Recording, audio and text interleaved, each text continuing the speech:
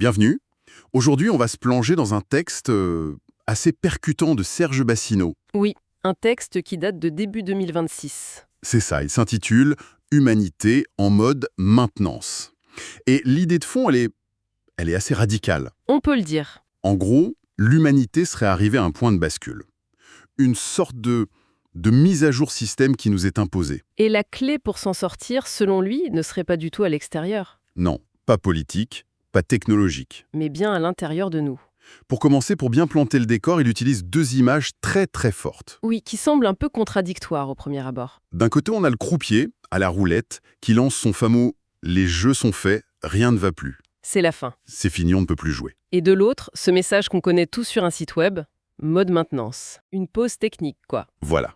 Alors, la question c'est comment est-ce qu'il relie ces deux choses, une fin définitive et une simple maintenance? C'est une excellente question parce que c'est justement là que se trouve tout le cœur de son raisonnement. D'accord. Ce qui est fascinant, c'est qu'il prend ces deux métaphores pour décrire un seul et même état. Lequel? Celui d'un processus qui est devenu irréversible. Le rien ne va plus, ça veut dire qu'on a passé un seuil. C'est terminé.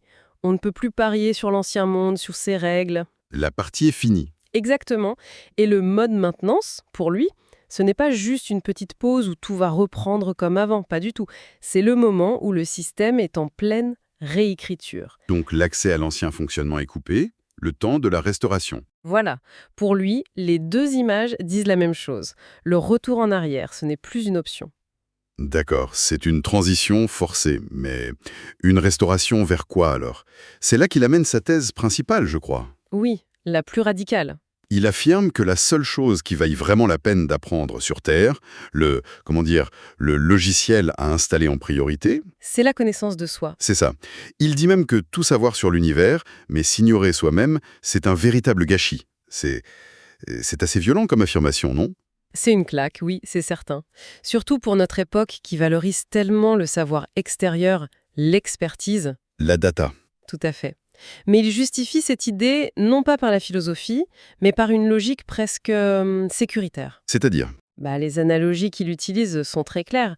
Vouloir agir sur le monde sans se connaître, c'est comme entrer dans un poste de transformation électrique sans rien savoir des lois de l'électricité. On court au désastre. Ou pire, il dit que c'est comme vouloir faire décoller un avion de ligne sans jamais avoir ouvert le manuel de pilotage. C'est de la folie pure, selon lui. Donc, l'être humain est l'opérateur, et il faut connaître l'opérateur avant de toucher à la machine. C'est exactement ça. Ignorer le fonctionnement de l'opérateur, c'est la recette pour une catastrophe. La logique est implacable, c'est vrai.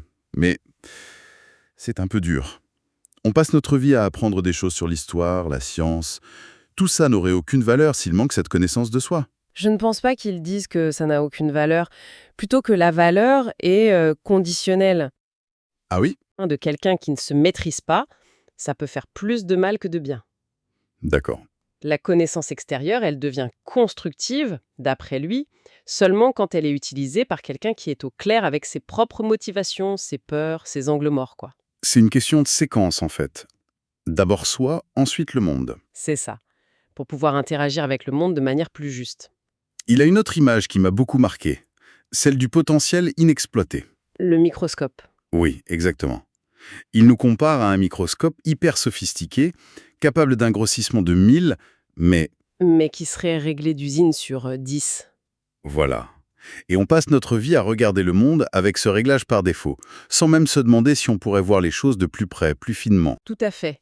Et il pousse l'analogie encore plus loin. Il dit que c'est comme avoir un garage rempli de motos surpuissantes. Et n'utiliser qu'un vieux vélo pour se déplacer.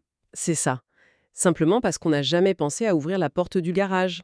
Le paradoxe qu'il soulève est énorme. On passe notre vie à analyser le monde extérieur. Mais on oublie de vérifier l'instrument de mesure principal, nous-mêmes.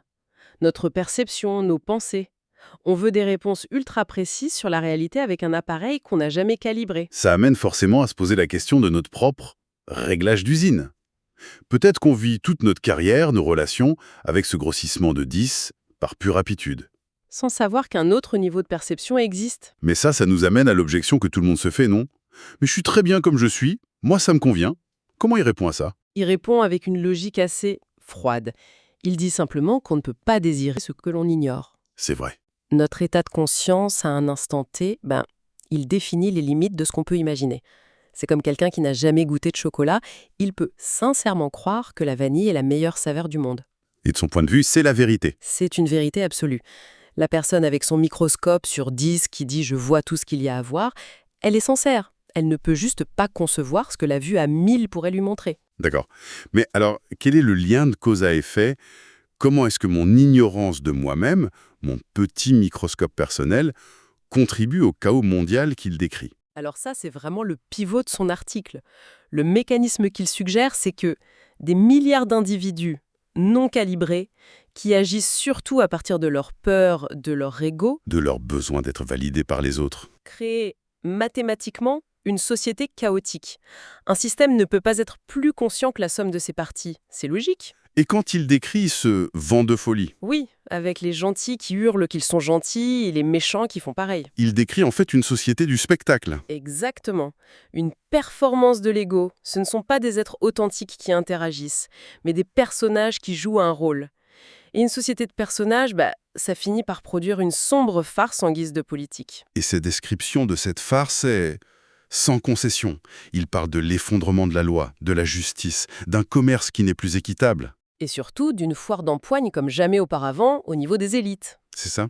Oui, et il ajoute un détail qui est, je trouve, crucial. Cette foire d'empoigne se passe maintenant ouvertement.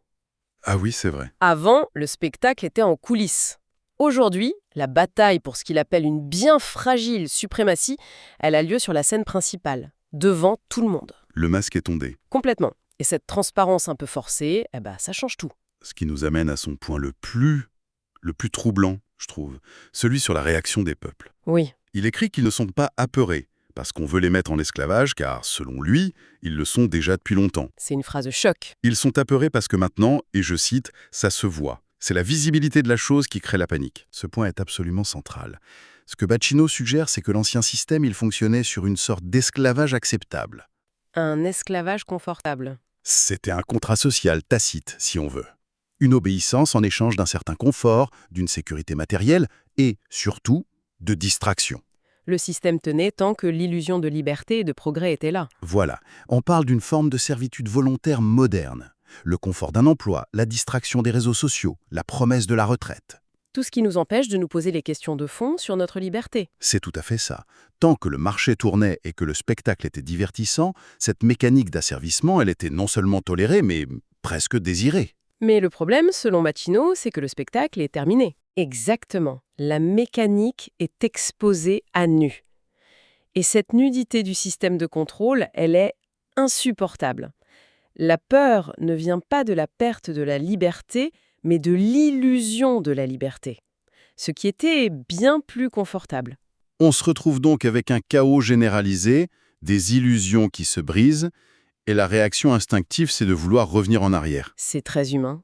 On veut que tout redevienne comme avant, quand l'esclavage était, disons, plus douillet. C'est une nostalgie du temps où on pouvait encore faire semblant. C'est le nœud du conflit qu'il présente. C'est la tension finale de son article. Il la résume en 2 phrases qui s'opposent. C'est brillant. Ah oui? Et lesquels? La première décrit l'action humaine, cette tentative désespérée de rembobiner. Alors, les gens font tout pour que tout redevienne comme avant. D'accord. Et la seconde? La seconde décrit une force contraire qu'il appelle la planète. Alors, la planète fait tout pour que ça n'arrive pas, pour que ça n'arrive plus. Quand il dit la planète, c'est une image. Il parle d'une sorte de conscience Gaïa ou plus simplement des conséquences physiques de nos actions. Mais justement, le texte laisse la question ouverte. Et c'est ça qui est fort. On peut l'interpréter de 2 manières. Exactement. Soit de manière matérialiste, les lois de la physique, de la biologie ont été poussées trop loin et le système climatique réagit mécaniquement. Soit on peut y voir une dimension plus métaphysique, une sorte d'impulsion évolutive. Mais au fond, le résultat est le même. Le résultat est le même. C'est irréversible. On boucle sur le mode maintenance. Tenter de revenir en arrière, c'est comme cliquer frénétiquement sur le bouton retour d'une page web qui se met à jour. C'est inutile. Le système ne répond plus. Il ne répond plus aux anciennes commandes. La seule voie possible, donc, ce n'est pas de s'acharner sur l'ancien système, mais de participer à la mise à jour.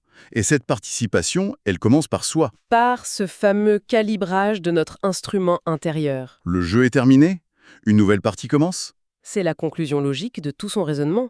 Si le désordre extérieur est le symptôme du désordre intérieur, alors la seule solution viable, c'est de mettre de l'ordre à l'intérieur de soi. On reste donc avec cette image finale, l'humanité dans une phase de maintenance obligatoire, un chaos qui n'est pas un bug, mais une fonctionnalité de la mise à jour. C'est une façon de voir les choses. En somme, son message, c'est que tenter de réparer le software du monde, la politique, l'économie, c'est vain. Si le hardware, notre propre conscience, tourne encore avec les réglages d'usine. La sortie de crise n'est pas collective au sens politique du terme, mais individuelle au sens spirituel. Et ça nous laisse avec une réflexion assez vertigineuse, je trouve. Ah oui, L'article suggère qu'on fonctionne à une fraction de nos capacités réelles, un peu comme des instruments magnifiques mais complètement désaccordés. c'est vrai. Du coup, la question qu'il nous laisse, c'est pas seulement que pourrait-on découvrir, mais plutôt a-t-on le courage de prendre le tournevis et d'ouvrir le boîtier? Hmm. Si cette période de maintenance planétaire est en fait une invitation à recalibrer notre propre perception, que se passerait-il si, individuellement, on commençait vraiment à tourner les molettes de ce microscope intérieur? Quelle réalité, aujourd'hui invisible, pourrait alors apparaître sous nos yeux?